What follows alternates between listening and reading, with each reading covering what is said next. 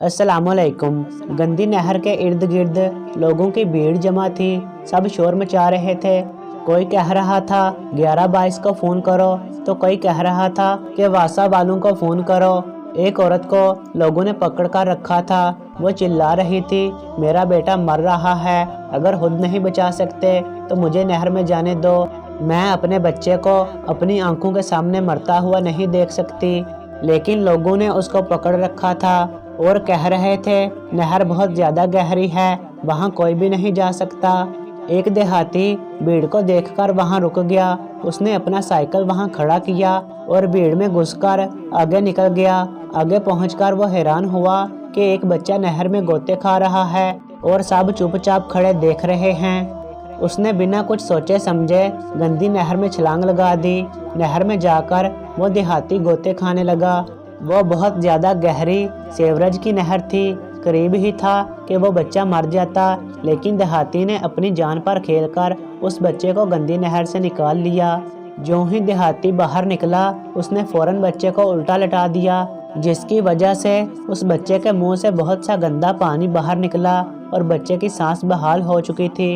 वो बहुत ज़्यादा रो रहा था। माँ अपने बेटे को सीने से लगाकर रो रही थी। देहाती के चेहरे पर अजीब खुशी चमक रही थी, लेकिन उसके सफ़ेद कपड़े कीचड़ से लथपथ हो चुके थे, जिसकी वजह से लोग दूर से खड़े उसे शाबाश दे रहे थे। वो औरत आगे आई और देहाती के आगे हाथ जोड़कर बोली, भाई तुम फरिश्ता हो, तुमने मेरे बेटे की जान बचाई। देहाती बोला, मैं कोई फरिश्ता नहीं हूँ, मैं तो एक इंसान हूँ और इंसान का फ़र्ज़ है दूसरों की मदद करना। वो औरत बोली, अगर तुम इंसान हो तो इन लोगों में कोई एक भी इंसान नहीं है। सब अपनी नज़रें चुराकर वहाँ से एक एक करके जाने लगे।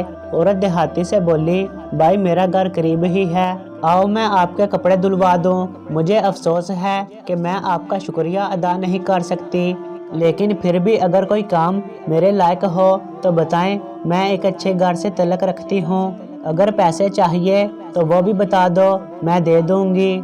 देहाती उस औरत की बात सुनकर बोला, अगर मुझे पता होता कि इस बच्चे और मेरी जान की क्या कीमत है तो ज़रूर मांग लेता, लेकिन अब मुझे कुछ नहीं चाहिए। अजर तो सिर्फ अल्लाह की ज़ात देती है, बंदों का काम तो बस दूसरों के काम आना है। उस औरत की आंखों में आंसू थे। वो कुछ समझ ना पाई तो देहाती का शुक्रिया अदा करती हुई चली गई। सब लोग अपने अपने घरों की तरफ जा चुके थे। देहाती अपने घर की तरफ जाने लगा तो उसकी साइकिल भी चोरी हो चुकी थी। क्या हम में ऐसे लोग भी शामिल हैं? ज़रा सोचिए।